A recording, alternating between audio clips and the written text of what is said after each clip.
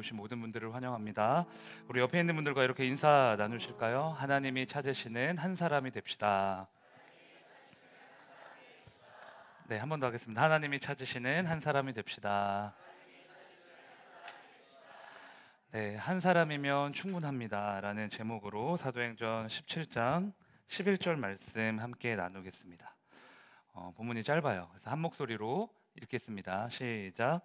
베레아 사람들은 사람들보다 더 너그러워서.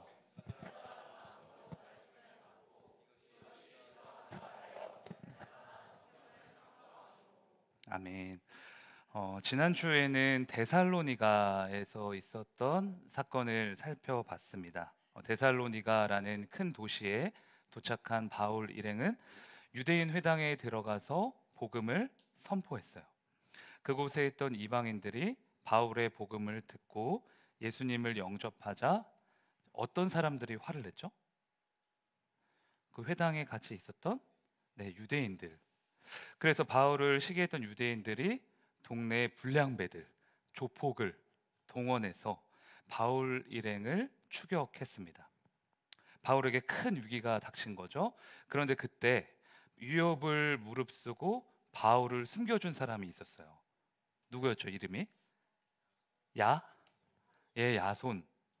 빌립보에서는 루디아의 집이 하나님의 피난처가 됐다면 데살로니가에서는 야손의 집이 피난처, 그러니까 하나님의 교회가 된 겁니다. 위기의 순간에도 완전히 망했다 하는 그 순간에도 하나님은 보이지 않는 곳에서 보이지 않는 은혜로 바울을 지켜주셨다라는 거죠. 그래서 제가 그렇게 말씀드렸어요. 보이지 않는 영적 세계에서 마귀가 나를 공격한다. 이것만 생각하지 말고 그 마귀의 대적을 능히 이길 수 있을 만큼의 은혜가 이미 우리의 삶에 주어져 있다. 하나님이 그것 또한 예비하셨다. 우리가 그거 좀 기억하면서 살자 말씀드렸습니다. 기억나시죠? 네. 자, 야손의 도움으로 이제 큰 위기를 모면한 바울 일행은 이제 또 다른 선교지로 이제 옮겨가게 됩니다. 그 다음 선교지는 데살로니가에서 약 70km 정도 떨어진 베레아라는 곳이었어요. 우리 지도 보면서 한번 확인해 볼까요?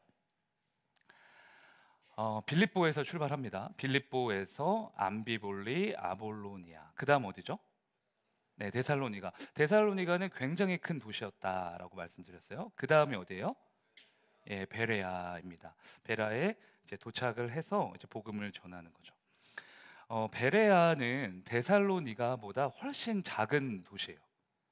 그러니까 데살로니가가 마게도냐 이 지방에서 굉장히 큰 도시였다면 그에 비해 여기 베레아는 굉장히 한적하고 사람도 별로 없고 인지도도 없는 시골 마을 같은 그런 작은 도시입니다. 그러나 베레아 사람들은 굉장히 특출난 사람들이었어요. 오늘 본문 다시 한번 볼까요? 상반절만 보겠습니다. 읽겠습니다. 시작. 베레아에 있는 사람들은 네, 데살로니가에 있는 사람들보다 어땠대요? 너그러워서. 그럼 이게 너그럽다라는 말 우리가 좀 이해를 해야 되는데 너그럽다의 원어의 뜻은 고상하다, 고결하다라는 뜻입니다. 고상한 성품을 가지고 있었다. 여러분 잘 생각해 보세요. 지위가 높다고 해서 돈이 많다고 해서 반드시 고상하지는 않습니다. 돈이 많아도 성품이 천박할 수 있고요. 지위가 높아도 인격이 형편없을 수도 있어요. 한 10년 전이었던 것 같은데 그 우리나라에서 큰 이슈가 됐던 갑질 논란 사건이 있었습니다. 대한항공의 부사장이 기억나세요? 기억나시면 저랑 비슷한 세대라는 건데 대한항공 비행기를 탔는데 그 승무원한테 뭐 했죠? 땅콩 심부름 했어요. 근데 이제 자기가 원하는 땅콩이 안 온 거야. 그래서 어떻게 해요? 비행기 돌려라. 이 비행기 못 띄운다. 이렇게 한 거죠. 근데 그 일이 언론에 공개되면서 이게 어디까지 갔냐? 국토부 조사, 검찰, 이제 법정 여기까지 가게 된 거예요. 또 국회에서도 이게 웃지 못할 해프닝인데 땅콩 회항 방지법, 이제 그 항공의 법이 또 제정되기도 했습니다. 굉장히 황당한 사건이죠. 근데 여러분, 갑질은 보니까요, 이런 재벌들만 하는 건 아닌 것 같아요. 여러분, 그런 기사 혹시 보셨어요? 요즘에 아파트 아주머니들이 누구한테 갑질하는지 아세요? 네, 경비 아저씨들을 그렇게 못 살게 구신대요. 대기업이 외주 업체에게 갑질을 하고요. 주인이 알바생에게 갑질하고요. 갑질 당하신 분들 있어요? 청년분들? 그럼 저한테 이르세요. 자, 기도해 드릴게요. 교수가 학생한테, 고위 공무원이 직원들한테 갑질하는 거 우리 뉴스 맨날 보잖아요.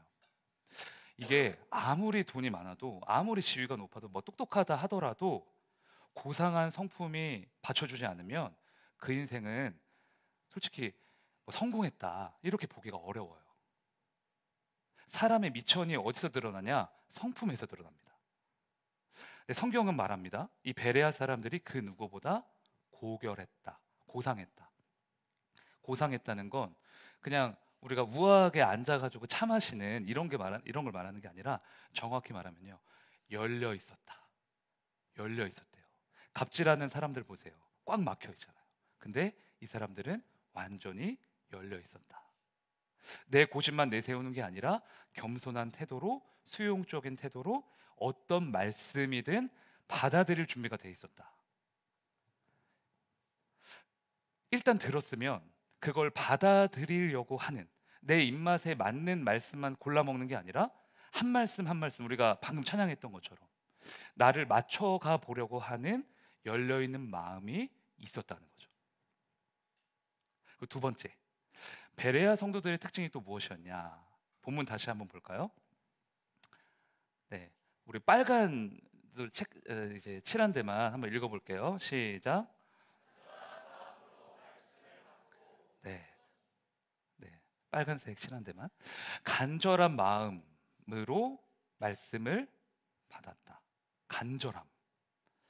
이 간절함이 우리 신앙에서 얼마나 이게 중요한 건지, 제가 뭐 공교롭게도 오늘 오전에도 간절함에 대해서 설교를 했거든요. 오전 2부 예배 때. 오전 2부 예배 들으신 분들은 그냥 못 들었다 라고 생각하시고 한 번만 더 들어주세요. 우리 청년들은 2부 예배 안 드리는 청년들이 많아서 이제 못 들었기 때문에, 제가 책을 보다가 뭐, 발버둥은 이치에 맞는 행위입니다 라는 예화를 봤습니다. 제가 한번 소개해 드릴게요. 개구리 2마리가 크림이 절반 정도 채워진 항아리에 빠졌어요. 한 마리는 이 상황을 계산한 뒤에, 야, 이거는 안 된다, 그냥 죽자. 그래서 죽었어요, 크림에 빠져서. 근데 다른 한 마리 개구리는 계산하는 스타일이 아니에요. 그래서 상황을 분석하지 않고 어떻게든 살아보겠다고 발버둥을 막 친 거예요. 근데 그 결과 어떻게 됐을까요? 그 크림이 걸쭉해지면서 뭐가 돼요? 버터가 된 거예요. 버터 덩어리. 그래서 이 개구리가 발버둥 치다가 버터 덩어리가 된 거기를 탁 밟고 점프해서 항아리를 빠져나오게 됩니다. 이 글을 쓴 목사님이 이 예화를 정리하면서 어떻게 말씀하셨냐? 이것이 기독교 신앙입니다. 우리에게 발버둥은 이치에 맞는 행위입니다. 이렇게 정리를 해놓으셨어요. 개구리처럼 우리가 빠져나올 수 없는 늪에 빠졌을 때 간절한 마음으로 우리의 힘을 주님께 쏟아내는 것, 그 발버둥 치는 거, 그게 기독교 신앙의 핵심이라는 거예요. 크림이 버터가 될지 누가 알았습니까? 개구리도 몰랐겠죠? 근데 그 발버둥이 나중에 보니까 상황을 완전히 뒤집어 놓은 거죠. 하나님은 우리의 외모가 아니라 중심을 보신다고 하시잖아요. 그런데 그 중심은 구체적으로 어떤 중심을 말하는 거냐? 너 오늘도 간절하게 나왔냐? 너 오늘도 절박하냐? 너 정말 나밖에 대안이 없다고 생각하냐? 그 중심이에요. 베레아 성도들이 그랬다는 겁니다. 말씀을 들을 때마다, 복음을 접할 때마다 때로는 이 성경이 좀 지루하잖아요. 재미없잖아요. 근데 그럴지라도 간절한 만큼은 놓치지 않았다. 그러니까 하나님이 그 중심을 귀하게 여기셨다는 거죠. 제가 저희 교회 말고 다른 장소에서 다른 회중들 앞에서 설교한 적이 꽤 있었어요. 아시는 우리 청년들은 아실 텐데 피아 워십이라는 찬양팀에서 한 3년, 4년 가서 이제 매주 목요일 날 예배 드리거든요. 그래서 이제 설교 부탁을 받아서 한 달에 한 번씩 설교를 했는데, 근데 참 어려웠던 게 뭐냐면 거기에 오는 분들이 대부분 청소년 학생들 아니면은 젊은 청년들이 대부분이에요. 근데 얘네들이 찬양할 때는 진짜 홀리 파이어예요. 와, 이렇게 거룩한 다음 세대가 있었나? 이렇게 열심히 하나? 우리 교회보다 더 열심히 한다. 근데 찬양이 다 끝나고 말씀을 들을 때는 어떻게 되는지 아세요? 아니, 자는 게 아니라 전부 다 일진이 돼요. 일단 목을 탁 뒤로 꺾어 놓고 등을 비스듬히다 이렇게 기댄 다음에, 목사님 설교 언제 끝나요? 이 레이저를 계속 저한테 이제 보내는 거예요. 그럼 저는 어떻게 했냐? 저 어떻게 했을까요? 더 강력한 레이저로 내가 준비한 건 다 하겠다. 제가 눈 수술했잖아요. 절대 이제 부리부리해졌으니까 나 너네한테 지지 않는다. 거기서 목요일에 설교한 다음에 주일에는 저희 교회 와서 설교하잖아요. 한 3년을 그랬으니까. 그러니까 여기서 설교하면 너무 좋은 거예요.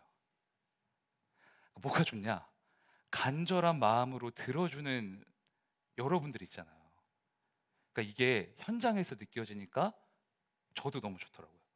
그러니까 제가 어떤 말씀을 전해도 다 받아주시니까, 뭐 별로 안 웃긴데 웃어주고, 뭐 별로 감동적이지 않은데 같이 울어주고, 베레아 성도들이 딱 여러분이랑 비슷했다는 거예요. 간절함, 이 사모함으로 말씀을 받았다. 그 준비가 되어 있었다. 그리고 마지막 세 번째, 베레아 성도들의 특징이 무엇이냐? 마지막입니다. 이것도 빨간 하이라이트 된 데만 읽어볼까요? 시작.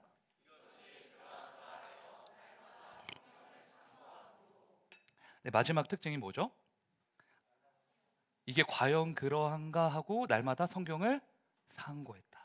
상고했다. 좀 우리에게 좀 익숙치 않은 단어인데, 이 단어의 뜻을 또 풀어보면 탐색하다, 조사하다, 심사하다라는 뜻이에요. 탐색이든 조사든 뭐 심사든 깊은 생각과 묵상이 수반되지 않고서는 사용할 수 없는 단어입니다. 즉 베레아 성도들은 성경을 자신들의 지적 호기심을 채우는 도구로 사용한 게 아니라 성경을 뜨겁게 사랑함으로 날마다 성경을 주야로 묵상했다라는 거죠. 하나님의 말씀을 묵상해보고 그 말씀을 진짜 내 삶에, 내 문제에다가 딱 적용해 봤을 때 이게 정말 되는 거야 안 되는 거야 해봤다는 거예요. 안 되면 다시 그 말씀 붙들고 기도해보고, 그렇게 말씀을 곱씹었다, 이렇게 묵상하다라는 뜻이거든요. 시편 119편 97절입니다. 같이 읽겠습니다. 시작. 내가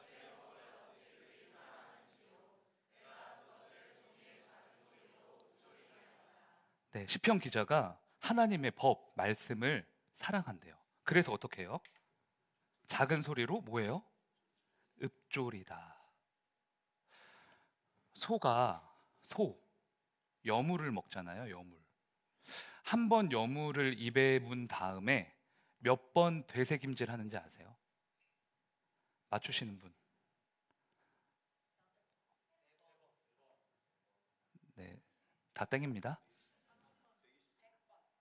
100번, 네, 100번 아니고요.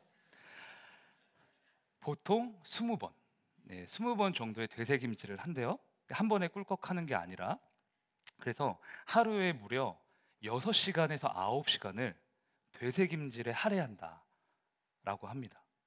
그래서 질문입니다. 소는 왜 이렇게 많은 시간을 되새김질을 할까요? 왜 먹었던 걸 또 계속 먹을까요? 소화시키려고.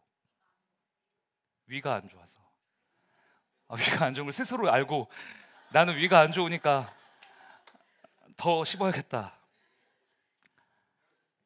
제가 이렇게 좀 검색을 해보니까요, 일부 영양소를 이렇게 분해하지 못하고 그냥 삼켜버릴까봐, 그래서 되새김질을 통해 씹으면서 모든 영양소를 흡수하려고 그런 이제 목적이 있대요. 그냥 삼킬 수도 있지만 그 여물에 있는 모든 영양소를 하나도 빠짐없이 빨아들이기 위해서, 내 살과 피로 만들기 위해서 하는 행동이다. 시편 기자가 고백했던 읍조리다 뜻이 바로 그겁니다. 말씀의 일부분이 아니라 말씀의 모든 영양분을 막 빨아들이고 싶은 거예요. 그 진액을 흡수하고 싶은 거예요. 그래서 말씀을 쉬지 않고 들었는데도 또 한 번 더 그 말씀 붙들고 기도해보고 적용해보고 씨름해보고 그렇게 사는 거죠. 그래서 여러분, 시편 1편에서 소개하는 복 있는 사람이 어떤 사람이죠? 오직 여호와의 율법을 즐거워하여 그의 율법을 어떻게 해요? 주야로 묵상하는도다.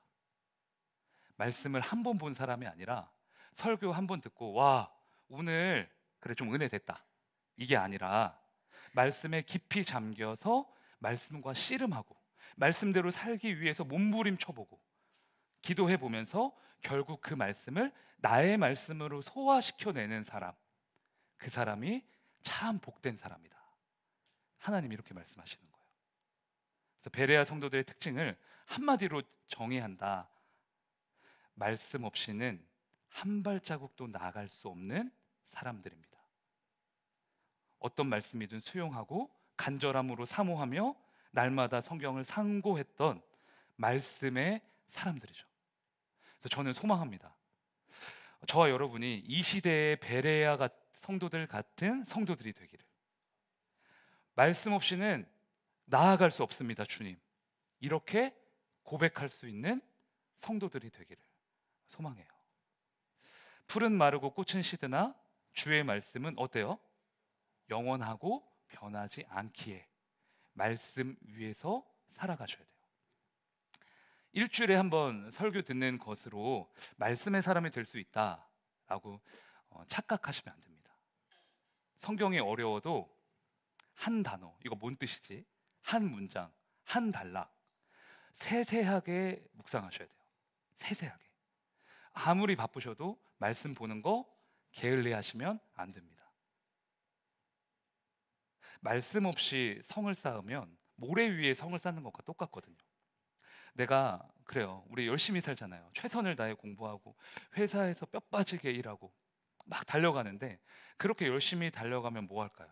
말씀이라는 반석 위에서 그걸 쌓지 않으면 언젠가 결국은 허물어진 때가 와요. 주의 말씀은 영원하다의 반대말이 그거지 않습니까? 주의 말씀이 아닌 우리 눈에 보이는 세상의 것들은 언제든 사라질 수 있는 것이다. 언제든 허물어질 수 있다. 그래서 말씀 위에서 인생을 쌓아가셔야 돼요. 말씀으로 옳고 그름을 분별하셔야 하고, 말씀하시지 않았다면 내가 가고 싶어도 못 가는 거고, 말씀하셨다면 내가 가기 싫어도 어떻게 해야 돼요? 가야 돼요. 왜? 그래야만 우리 인생이 진짜 멋진 인생으로 세워질 수 있기 때문에. 근데 이 진리를 탁 틀어가지고 왜곡하는 존재가 있어요. 누굴까요? 여기서 막 엄마 이렇게 나오면 안 돼요. 엄마, 아빠, 뭐 형, 이게 아니고 누구죠? 마귀. 우리는 말씀의 권위 아래에서 살아갈 때 진짜 행복을 느낄 수 있는데, 진짜 승리할 수 있는데, 마귀가 슬며시 와서 그 부분을 탁 건드려요. 어떻게 건드리냐? 하나님이 에덴 동산을 창조하신 후에 하와에게 하신 명령은 동산의 각종 나무의 열매를 약속돼 선악을 알게 하는 나무의 열매만 먹지 마, 이거였죠. 해석하면 하나님은 하나를 제외하고 나머지를 다 주신 거예요. 여러분, 그럼 이게 엄청난 자유입니까? 엄청난 구속입니까? 엄청난 자유죠. 하나 빼고 다 돼. 엄청난 자유. 근데 마귀가, 뱀이 하와에게 가서 뭐라고 하죠? 봅시다. 창세기 3장 1절. 어떻게 왜곡하는지 보세요. 읽겠습니다. 시작.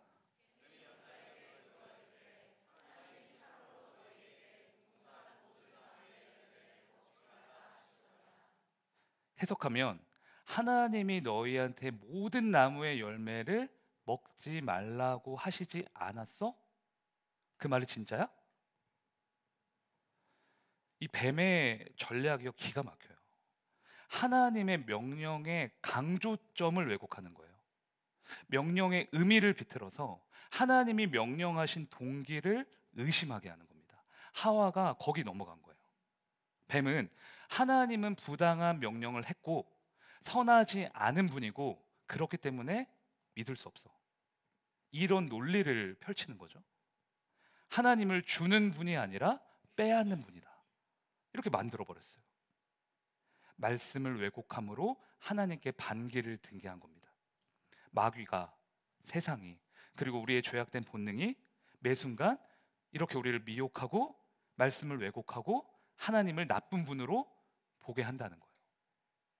여러분, 그래서 이럴 때는 마귀랑 입씨름을 하는 게 아니라 그냥 전쟁하셔야 돼요. 전쟁. 내가 마귀의 말을 듣고 이해하려고 할 때 이간질이 되거든요.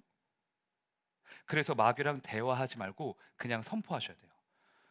여러분한테 뭐 있어요? 여기에 성령의 검. 성령의 검이 근데 뭐라고 해요? 성경에서는 하나님의 말씀.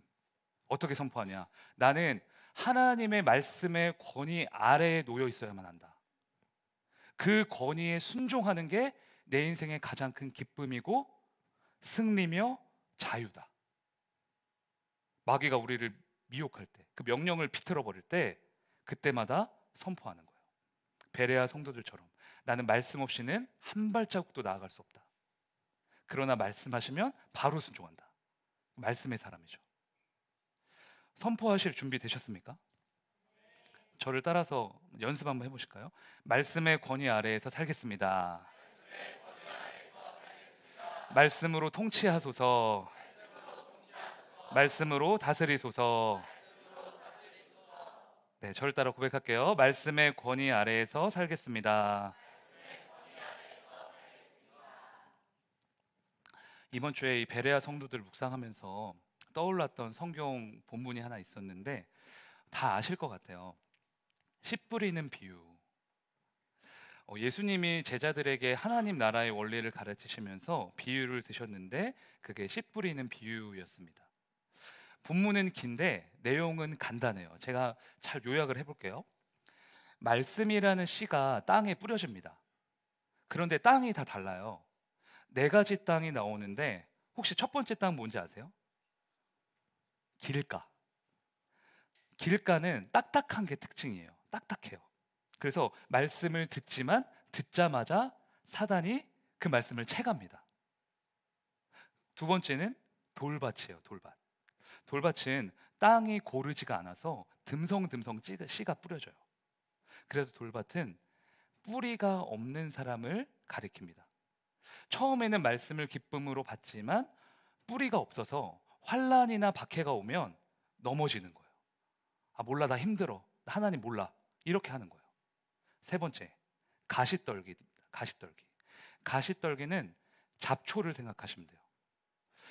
나무 옆에 잡초가 많이 나 있으면은 그 나무에게 갈 영양분을 누가 다 뺏어 먹어요? 잡초가 뺏어 먹어요. 그래서 우리 형제님들이 군대 가서 잡초 많이 뽑으셨죠? 그래서 뽑은 거잖아요. 마찬가지로 가시떨기는 뿌려진 씨와 줄기의 영양분을 다 가져가 버립니다. 가시떨기가 많으면 많을수록 열매가 제대로 결실할 수 없어요. 그러니까 예수님이 이 가시떨기를 가리켜서 뭐라고 하시냐? 세상 염려와 재물과 탐욕이다. 이렇게 말씀하세요. 그러니까 말씀을 들었는데 우리 안에서 스멀스멀 피어나는 두려움, 탐욕, 물질, 우상, 그러니까 이런 것들이 있어가지고 하나님의 말씀이 제대로 이렇게 뿌리가 잡히지 않는다, 내려가지 않는다, 이런 뜻이죠. 자, 이제 마지막 네 번째 땅, 어떤 땅인지 아세요? 네, 좋은 땅, 옥토입니다. 이거는 좀 같이 찾아볼 필요가 있어요.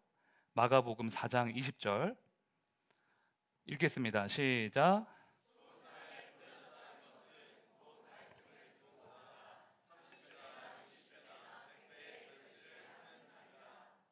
아멘. 자, 여러분, 30배, 60배, 100배의 결실을 맺는 좋은 땅입니다.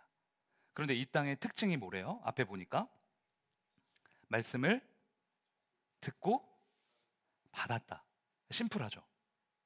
그러나 앞에 세 가지의 땅과 결정적으로 다른 점이 있어요. 길가, 돌밭, 가시떨기 땅은 딱 한 번 말씀을 들었지만 이 좋은 땅은 지속적으로 항상 말씀을 들었다는 거예요. 그 사실을 어떻게 알 수 있냐? 그 원어 공부를 하면 그 시제를 보면 알 수 있어요. 길가, 돌밭, 가시떨기 땅을 설명할 때는 성경에서 과거 시제가 사용돼요. 좋은 땅은 하지만 현재 시제로 기록되어 있습니다. 그러니까 이거 좋은 땅에만 듣다라는 동사가 현재 시제로 되어 있다는 건 그런 뜻이에요. 하나님의 말씀을 항상 들으며 지속적으로 받으며 말씀과 동행하는 그 사람이 옥토라는 거죠. 그러니까 내가 좋아하는 말씀만 듣는 게 아니라 내 상황에 맞춰진 말씀만 아멘하는 게 아니라 어떤 말씀이든 귀 기울여 듣고 순종하고 복종까지 할 수 있는 사람, 그 사람이 30배, 60배, 100배의 결실을 맺는 좋은 땅이라고 말씀하시는 겁니다. 네, 여러분 생각해 보세요. 듣는다, 말씀을 듣는다, 말씀을 받는다, 이거는 그냥 귀로 듣는다는 거예요? 아니면 순종한다는 거예요? 순종한다는 거죠. 듣는다는 건 나의 뜻과 감정과 결정을 다 죽여야만 가능한 일이죠. 내 생각이 죽어야 하나님의 말씀이 들려요. 내 판단이 죽어야 하나님의 말씀이 작동해요.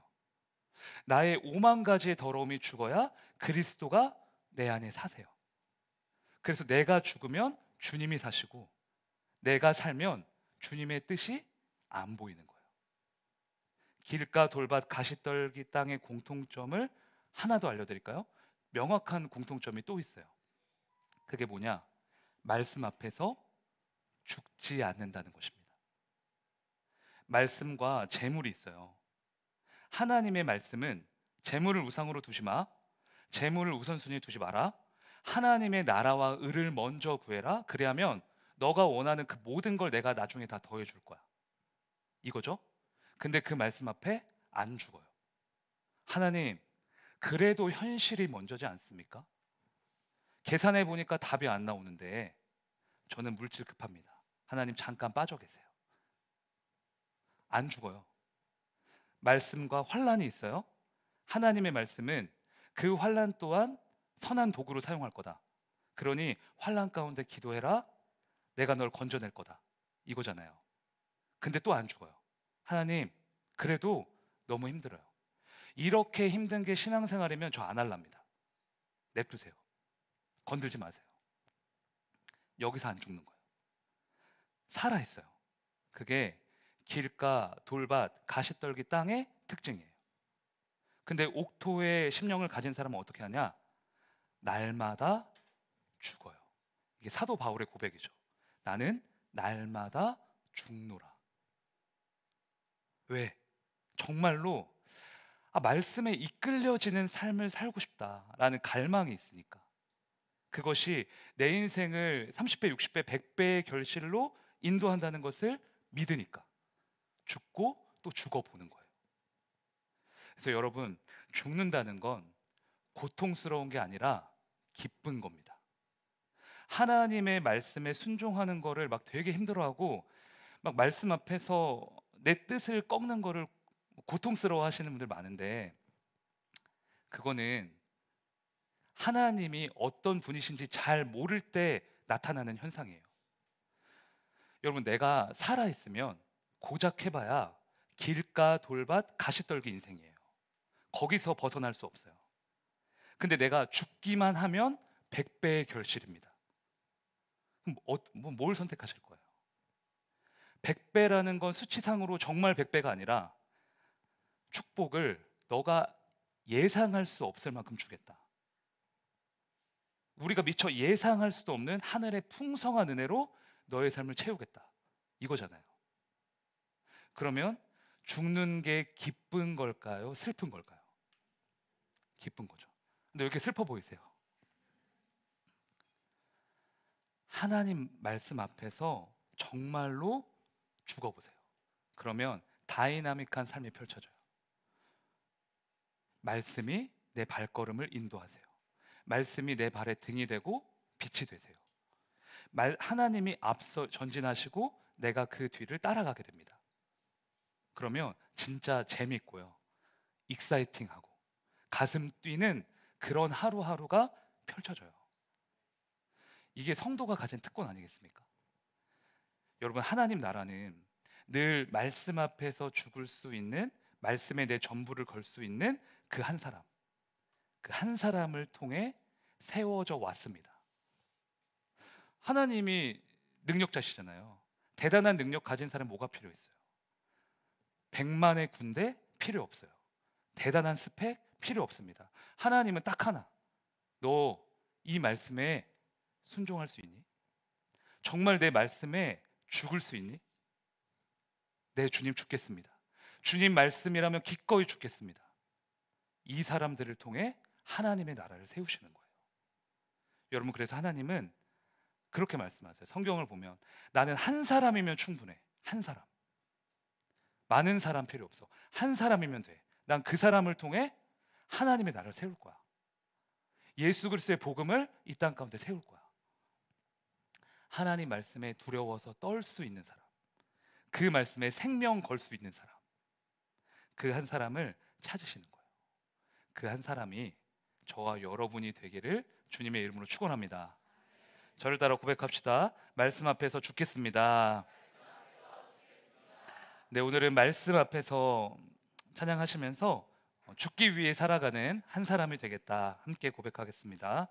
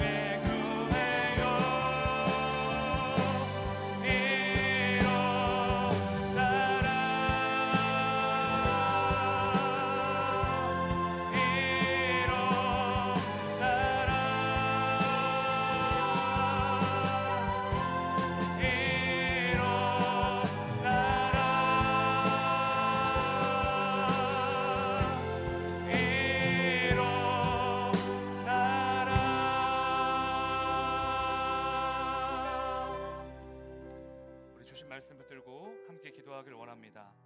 하나님 아버지, 간절한 마음으로 말씀을 받고 그 말씀을 상고할 수 있는 말씀의 사람 되게 하여 주시옵소서. 말씀의 권위 아래에서 살게 하시며 말씀 앞에서 날마다 죽음으로 말씀의 생명력이 살아 숨쉬는 30배, 60배, 100배의 결실을 맺는 하나님이 찾으시는 그 한 사람이 되게 하여 주시옵소서. 이 시간 주님의 이름 부르짖으며 함께 기도합시다. 주여.